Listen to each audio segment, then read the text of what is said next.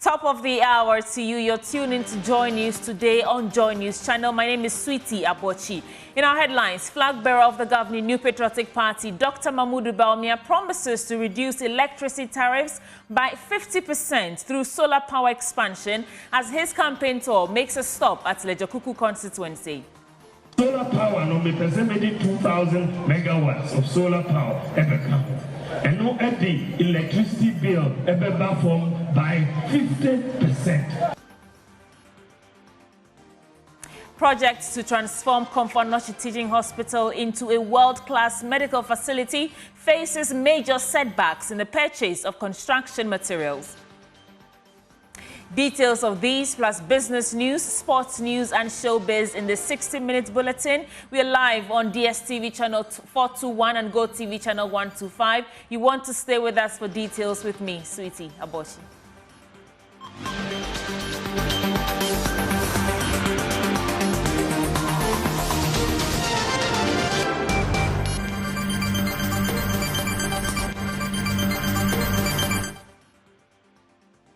Many thanks for your time. Let's start from the election headquarters. And flag bearer of the governing New Patriotic Party, Dr. Bawumia, has pledged to reduce electricity tariffs by 50% if elected president in the 2024 general election. He says this will be achieved by expanding the nation's reliance on solar energy as a primary source of power. Speaking at the Church of Pentecost in Teshi, Dr. Bawumia indicated that the current reliance on traditional fossil fuels and hydropower has led to fluctuation and, at times, unsustainable electricity costs for both households and businesses. Oil and gas, no also the person Ghana, you're taking bold decision. You're moving away from primary dependence on oil and gas. Now you're moving to solar power to generate electricity. Solar power, Yamidi Achayem free. The Hanesi solar power noa, you bet me electricity. Two things. Solar power, no me 2,000 megawatts of solar power ever come. And no the electricity bill ever performed by 50% reduction. The also me no 2,000 megawatts no, it requires a lot of solar panels. Bebre, and to importing solar panels. You are setting up factories for the manufacturing of the solar panels right here in Ghana. Now your memory,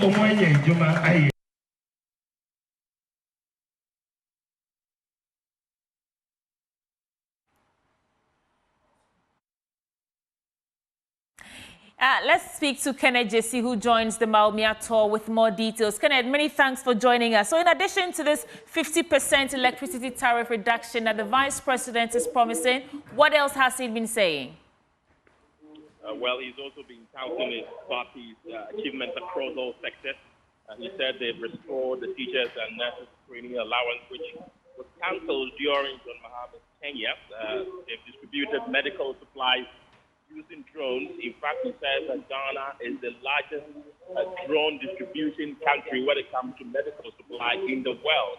He's also been touting the free senior high school and so on. He told voters to reject John Mahama, who says return the country back to the days of control and vote for him to implement fresh policies. He's currently at the Teshi Nurses Training College, where he's canvassing for the votes of the students, promising them that they are not going to be in import duties of the vehicles that they bought, promising that there's going to be a continuation of the payment of their allowances.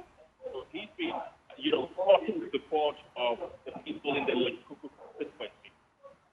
Kenneth, where is the next stop for the Vice President and flag bearer of the New Patriotic Party? So, from here, the Vice President will move and meet the youth with what he calls the Youth Connect. He's trying to interact with the youth, with their opinions, ask them what they need.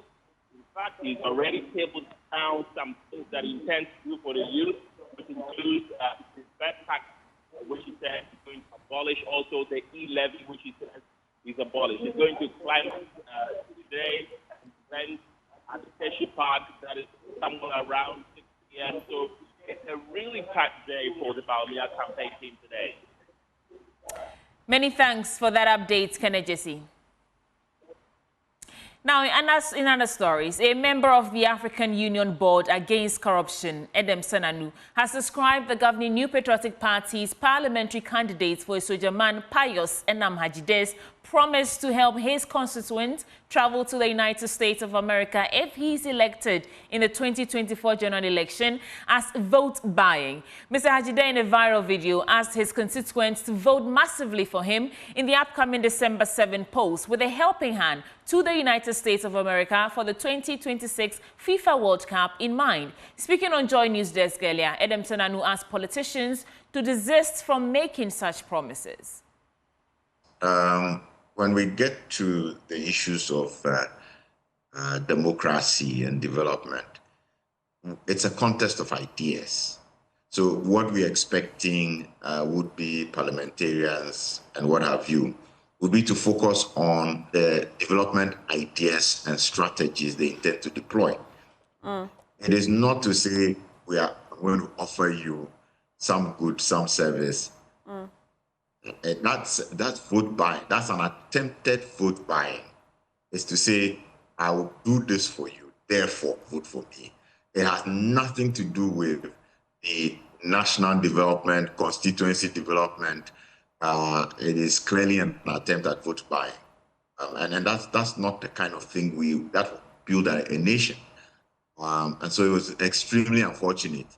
I'm hoping that none of his audience actually, I mean, people were clapping, but I hope that nobody took him seriously because that's not what this is about. Still on the New Patriotic Party, the return of former Member of Parliament for Asokwa to the New Patriotic Party has bolstered the fortunes of the party in the constituency. According to incumbent Member of Parliament Kwabena Boateng, the unity being fostered in the constituency has been boosted in the party's quest to achieve 90% of votes in the general election. Nanaya Ojima has more in this report. Since 1996, the New Patriotic Party has been recording an increase in votes in the Ejoso constituency. In 2016, the party recorded the highest votes of 83% in Ejoso, but the possibility of a decline in the NPP's fortunes in the 2024 general election was predicted after the former MP, Kwabena Osu-Ediomi, contested as an independent candidate in a by-election the NPP struggled to win. An aspirant in the NPP Ejoso primary, Kwesi Nyantechi, however, says the party is more energized for the elections with the return of the former MP and other aggrieved members. Mr. Osu-Ediomi is a former MP. He is a formidable force in the Ejoso constituency. We all saw the goals that he pulled in the recent by-election. And I believe that the coming of Mr. Osu-Ediomi into the fold of the MPP party will strengthen the party. The party is now going to grow from strength to strength.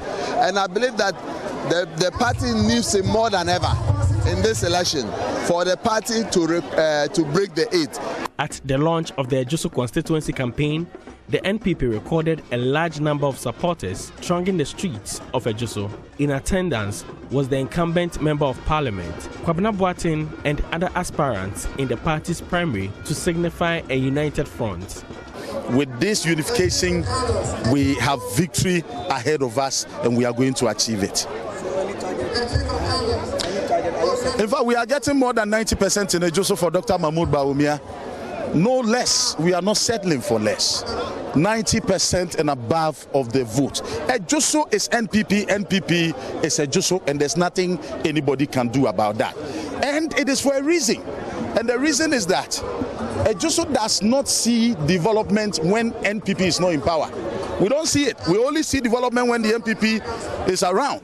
In 2008, when NPP left power, every developmental project ceased in Ejoso until 2017 when the NPP was back in power. So the people know, and they are going to take a very rational and objective decision to maintain the NPP so that the various road projects that are going on, the various schools and hospital upgrade that is going on will keep going on. For Joy News, Nanaya Ojima, Kumasi. Still from the election headquarters, but to the camp of the NDC now, Member of Parliament for Wawe, Superintendent retired Peter Lanchin-Tobu, has described the tenure of President Akufo-Addo as, quote, complete waste of the people's time, unquote. Speaking at Winchell shortly after he filed his nomination for his second-term bid in Parliament, he predicted an overwhelming win for the opposition National Democratic Congress in the 2024 polls. Rafiq Salam reports. Constituency and polling station executives and supporters of the National Democratic Congress, NDC, in the Wawa district defied a heavy downpour to join the party's parliamentary candidate for the 2024 elections, Superintendent retired Peter Lanchin-Tobu, to file his nomination for the elections. We are here to say that your nomination forms are duly accepted. However, if there is a need to call you for any clarification, we will do so. The firebrand Wawa's legislature then stepped out of the EC's office and took a dig at the Akufo-Addo Dr. Bawumia administration, emphasizing on the monumental failure of the latter in close to 8 years. His own driver mate, who has not been properly trained, Dr. Bawumia, struggling to get a steering when you don't have a license. The two of them have messed us up. The two of them have messed us up for 8 good years. And in fact, in our 32 years, I think we've just wasted 8 years. If this is the way to govern the country, I think that nobody will be interested in voting again. For the Ghanaian people to tell him, when you are a mess and you are incompetent and you don't have the capacity to lead, we are going to vote you out. I don't expect anything less than 55% of the vote for President John Dramani Mahama in the 2024. Superintendent retired Peter Lanchin-Tobu roamed into victory in the last election with a victory margin of a little over 14,000 votes. He's hopeful that this election is going to garner more than 40,000 votes. I have been told by my research team that they are looking at least 40,000 plus. Right? I picked this constituency in 2020, moving the NDC vote from 12,000 plus to 27,000 plus. And my target this time around in 2024 is a minimum of 40,000. He is of the strong conviction that his integrity, intelligence, and energy will win the day for him and John Dramani Mahama in the 2024 polls. Election 2024 is an election between the truth and lies, an election between honesty and deceit. We are looking for honest people to lead us. And I'm going to support a very honest president who has been there before, an honest President John Dramani Mahama. Reporting for Joy News, Rafiq Salam, watch out.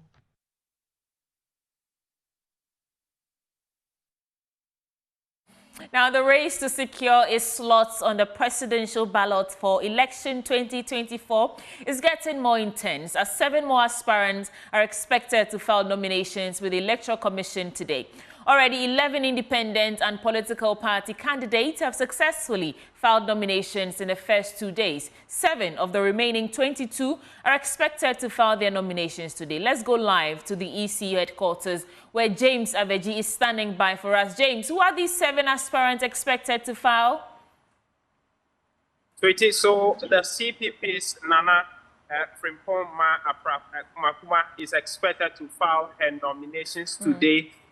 Ghana Freedom Party's Ikadonko is also expected to file her nominations today, as well as another female candidate, the embattled former General Secretary of the People's National Convention, the PNC, who is now confirmed just some 10 days ago by a new party, the People's National Party, PNP. Janet Nabila is also expected to file her nominations today. And so at least 3 female candidates so far will be expected to file their nominations. It is unclear yet whether she's coming to file on the ticket of the PNP or she's coming as an independent candidate, because what we are gathering is that that PNP party hasn't been able to register fully with the Electoral Commission in the last few days check. And so by the end of her filing of nominations, whether the PNP she's filing as an independent candidate or on the ticket of the PNP. The rest are one Nana Stevens, who was scheduled to come here at about 11 a.m., but till now haven't showed up yet. Another independent candidate, Samankra, is also expected, as well as one Asise Tom and Mohammed Abdullah are all expected to file their nominations today, Sweetie. For clarity, none of them have showed up yet? As we speak, none have showed up yet at the EC headquarters. At least two have been scheduled for this morning. For instance, the independent candidate for who is Nana Stevens was supposed to come here by 11 o'clock. He's not here. 9 o'clock schedule for the CPP has also not come. Some officials of the party came to the Electoral Commission headquarters to reschedule that to later in the afternoon by 3 p.m. And so we're still here waiting for them. But it's not surprising because in the past few days, some missed their schedule but have been able to make it up during the latter part of the day. And so we're expecting the 7 to come later in the day, Sweetie.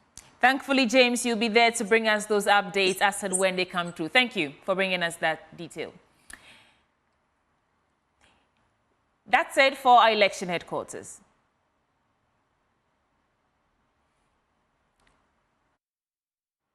In other stories, the project to transform the Komfo-Anokye Teaching Hospital into a world-class medical facility is facing a major setback in the purchase of construction materials. Chairman of the Hugh Cath project, Sami Edubuache, says the project is currently at 40% completion, but progress of work has been impeded by the rapid cedi depreciation against major currencies. Speaking to the press after a project inspection, he's called for more contributions to be fund more contributions to the fund to speed up the project. Nana Boakye joins us via Zoom with more details on this. Nana Boakye, what more can you report? Well, Sleepy, this morning, the chairman of the Hugh Cath project, alongside executives of the Komfo-Anokye Teaching Hospital management, I must say, visited the project site to inspect the phase of work that has been made so far. Well, upon the inspection, management realized that the project has been slow, although there have been some major improvements with regards to the Block A, which is also under serious construction. Well, we realized that the Hugh Cath project, which was launched by the Asokwa, is to raise $10 million for the renovation of the Komfo-Anokye Teaching Hospital. Well, per our engagement with the management of the Komfo-Anokye Teaching Hospital this morning, especially with the chairman of the Hugh Cath project, they are complaining basically about the cedi depreciation against the US dollar. They say that the depreciation of the cedi against the US dollar is impeding the pace at which they should go on with the project. And for example, the Block A, which had to see major renovation by the end of this month, has seen a slow renovation due to the challenge they have with the currency. They say that the construction materials that they have to import are getting out of hand, especially with the amount that they have to buy. They look out, they set a budget for it, but the next day they go on to the market, the prices do go high. That is due to the cedi depreciation against the US dollar, which they say is impeding the work of the Komfo-Anokye Teaching Hospital's renovation. And now, Boakye, can you give us a sense of how much more they need and how much more is Sami Edubuache expecting in terms of contribution? Well, the initial amount that's been expected by the Asokwa is $10 million. And for Sami Edubuache, for about 8 months down, they've been stuck in between 30 to 40% of the amount expected. And for him, if the close of the year, they are able to get about 60% of the amount expected, they are going to go forward with whatever they have to do for each block that needs renovation. They need about $4 million now to add up to what they have to make sure that the project sees a faster, or the project moves on faster as expected. And Boakye Adam, thank you so much for bringing us those details live from Kumasi. Now, in other stories, young women of African descent risk a more aggressive form of breast cancer disease known as triple-negative breast cancer. According to medical experts, genetics play a key role in the higher rates of this deadly subtype, especially among women in West African countries like Ghana and Nigeria. This was revealed in a symposium of the International Center for the Study of Breast Cancer Subtypes, exploring cancer treatment disparities in low and middle-income countries. Here's a report by Clinton Yabua.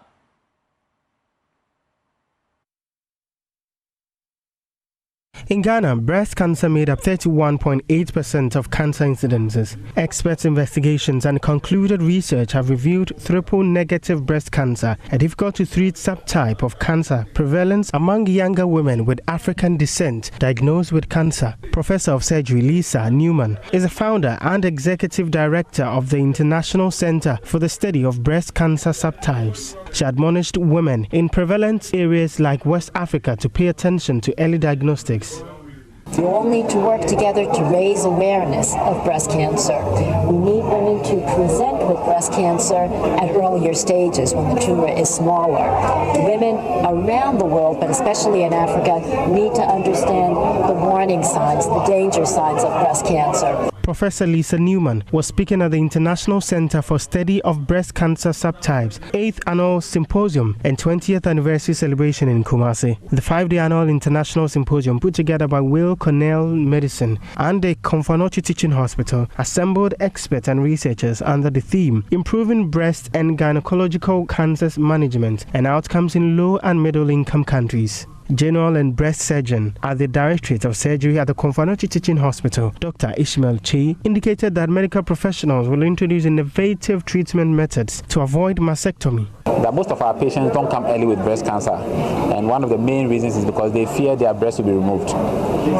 Fortunately for us, our reconstructive team has also developed new techniques. Again, because of the financial implications of having implants put in the breast of this woman, our surgeons have developed new techniques to be able to use this woman's own body fat and muscle to create new breasts for them. So that stigma of body image that women have when they lose their breast, we are addressing that. An overview of breast cancer in Nigeria and the impact of the International Center for the Study of Breast Cancer Subtypes was provided. So what we've been able to do today with the collaboration we've had with our partners from the Weill Cornell Medicine in the US is to be able to harness various opportunities that are prevalent in the two countries. For example, they've brought in facilities to be able to detect our particular breast cancer subtypes. There's something that is called the triple negative, which is prevalent in both countries. So they've been able to bring about molecular medicine that is able to test and get out the patients that have the triple negative so that you individualize their treatments. Reporting for Joy News, my name is Clinton Yabua.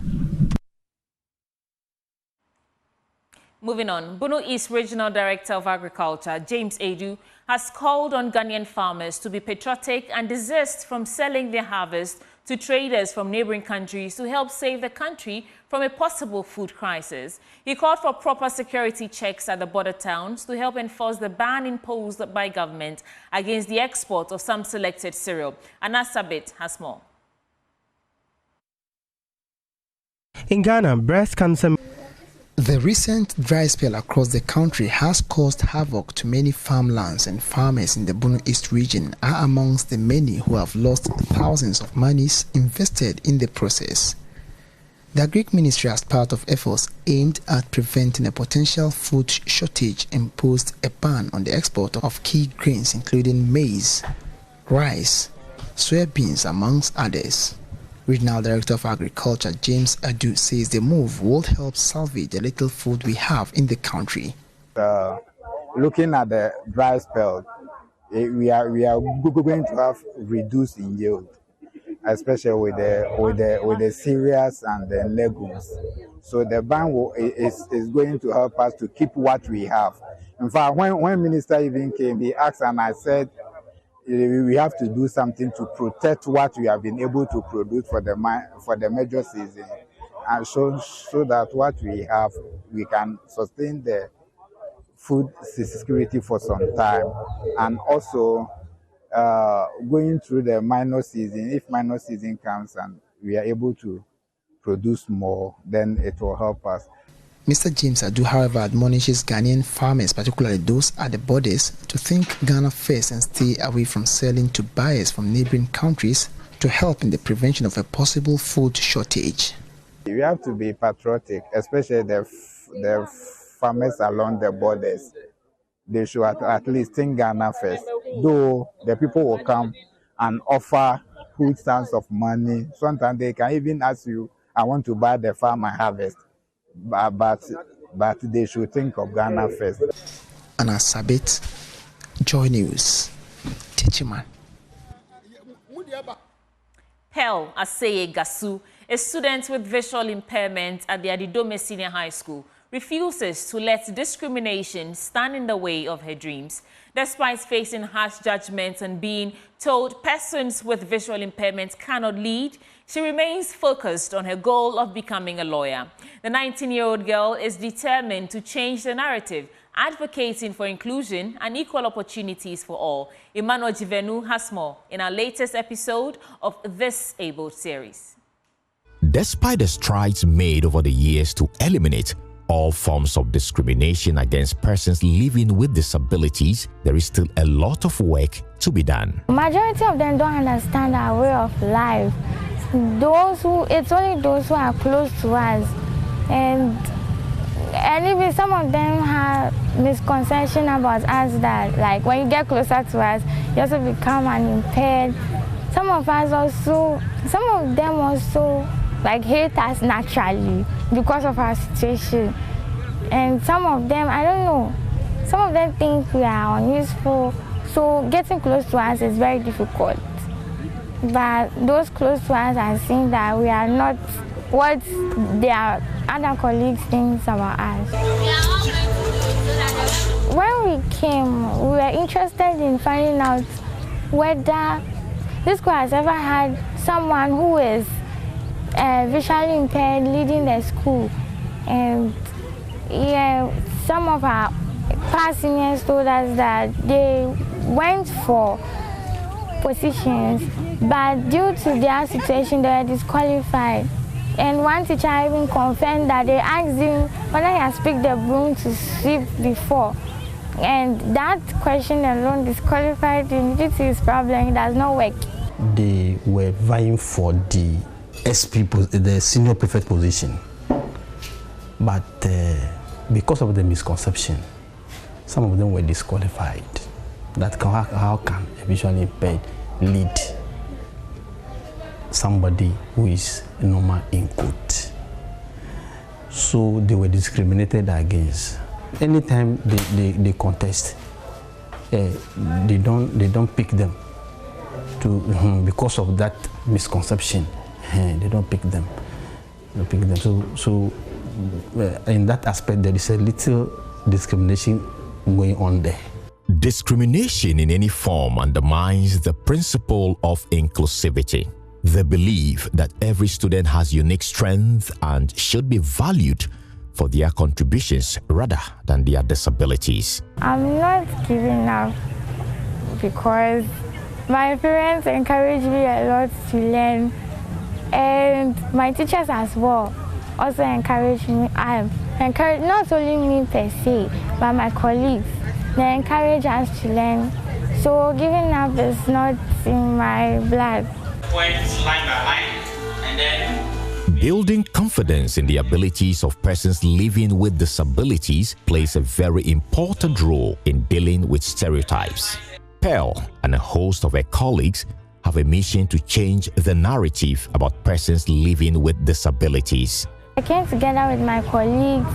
We advise each other, encourage each other that some of us must join some groups in the school to prove to others that we can also do things like, let's say, speaking up for ourselves or showing their talent to show the world that they are also useful in a lot of fields, in political fields, entertainment fields, sporting fields, and other fields.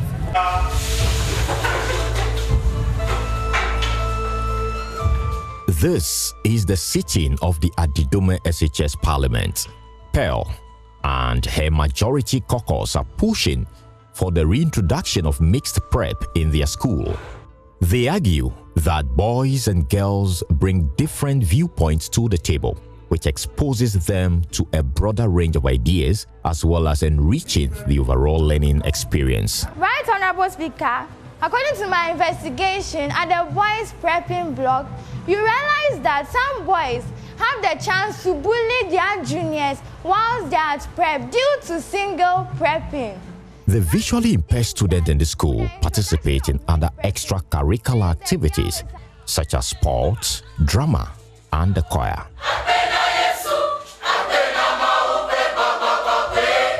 This has helped foster a sense of belonging among the VIs and gradually breaking stereotypes. Are you flowing with us?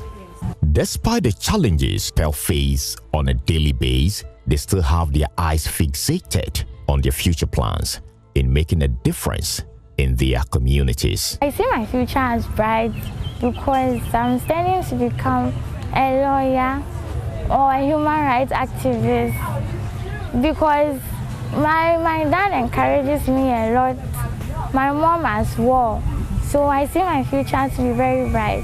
Yes, secret convulsive. Ghana's education system needs sweeping changes to ensure that it adapts to persons living with disabilities rather than expecting the student to adapt to the system. All aspects of education, including the curriculum, teaching methods, assessment, school culture, and environment, must present opportunities for promoting inclusion. But until then, the lives of PEL will continue to face discrimination in accessing their fundamental human right, education. You have to hand it to Emmanuel Jivenu. He knows how to tell a riveting, refreshing story. On that note, let's take a break. We'll return with business news.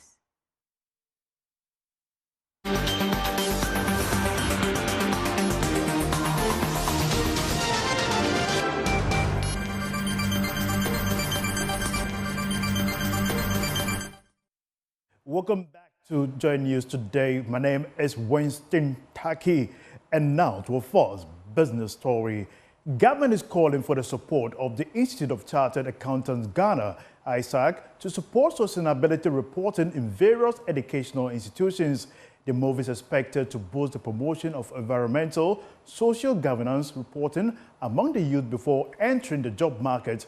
Minister for Education Dr. Yao Edichu made the disclosure after addressing the ISAC Sustainability Stakeholders Forum in Accra. The partnership proposed by the Minister of Education Dr. Yao Edichu will create a platform for both government and the Institute of Chartered Accountants Ghana ICAG to support each other on strategies to promote sustainable reporting in both business operations and various schools. The ICAG has been playing a pioneering role in getting members to report on environmental and social governance as part of the accounting practice aimed at ensuring that Ghanaian firms meet the international standards under the Sustainable Development Goals. After addressing members and stakeholders at this year's Sustainability Forum, the Education Minister said that there is some room for collaboration to enhance sustainability. The most critical thing is also to work with them for them to support us. We have high school students who can go through the chartering process, and most of them may not know. So we are going to partner them to help our education system. So they help us to help them. Because if we prepare the people who are qualified, accountants with STEM, education, environmental sustainability reporting will be second nature to them because they are well versed in science, technology, engineering, mathematics, education, and therefore they will do better as accountants. So it's a relationship of supporting one another to succeed. And that is why I think we should be committed to their cause, provide them the support, but also understand they have a lot more to offer our education system. President of the ICAG, Sina Dak, explains that the forum is important to members as more people have begun initiatives to improve upon sustainability reporting. ICA Ghana has put a lot of activities in place, but the first one, which is most important, is the revision of our syllabus to inculcate the sustainability reporting requirements so that from the beginning of the training of an accountant, we have the opportunity to understand what we need to use in reporting. And thereafter, those who have already qualified, there are opportunities for CPD growth and development. And we have done a lot of webinars, free webinars, opportunity for public lectures and training. The stakeholders also formed a national committee to spearhead the reporting of sustainability in various financial accounts. Now, away from that, Electro Daco House says it is poised to provide quality and affordable licensing solutions to patrons at this year's EcoBank Joy News Habitat Fair. Prospective customers will enjoy several discounts on all services. Here's more. You are welcome to Electro Daco House. My name is George Adriama and I'm a business associate here. So Electro Daco House, we are into the service of providing lighting and electrical wiring accessories. So today I'm going to take you around and show you some of the lights that we have and their functionalities. So we'll start with the bulbs. So over here we have different types of bulbs and they range from scene switch bulbs to the normal bulbs that switches on from whether it's warm or cool white, and we have the rechargeable bulbs.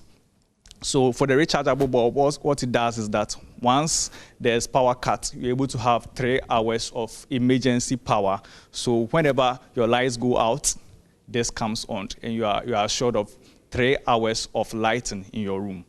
So moving on, we also have surface-mounted waterproof lights. So these lights have IP65 rating and they can be placed outside. So they can be placed on the walls, on the ceilings, outside your premises, and they give great lighting output. So these are also awesome lights that you can have in your spaces. And we also have button lights. And for button lights, most of the time, they are linear in shape.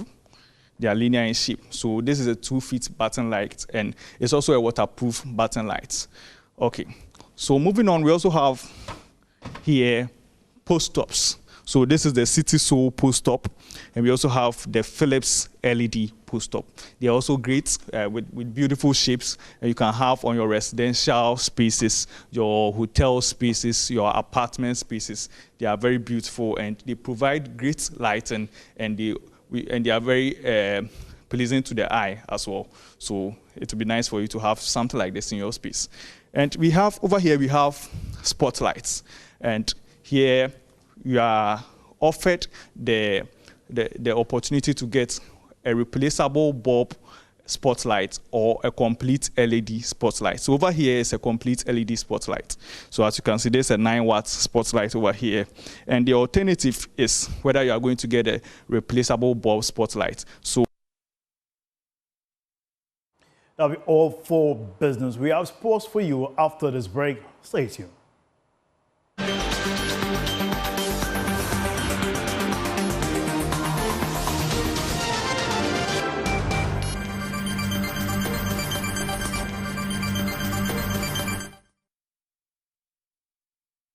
Time now to bring you sports here on Joy News today with me, Muftau Nabila Adlai. After a 4-year hiatus, the Joy Sports Invitational Tournament is making its much anticipated return, ready to ignite the passion of corporate sports enthusiasts across Ghana.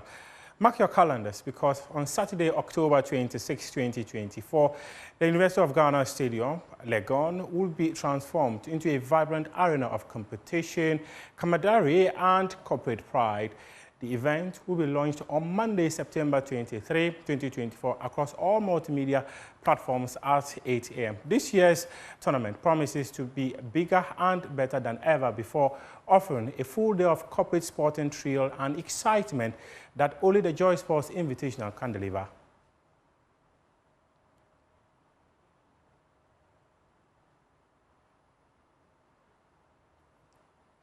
Meanwhile, the Ministry of Youth and Sports has directed the Ghana Football Association to get in touch with CAF to come and inspect the Accra Sports Stadium and that of the University of Ghana Sports Stadium to ensure that they will be fit for purpose to be able to host Ghana's AFCON qualifier against Sudan. CAF had written to the Ghana Football Association indicating that they should select a venue outside Ghana to host Match Day 3 and 4 of Ghana qualification series.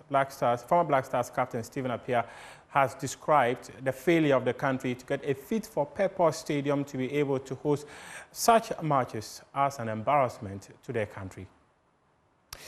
You can head to myjoyonline.com and read some more sports stories. We appreciate your time.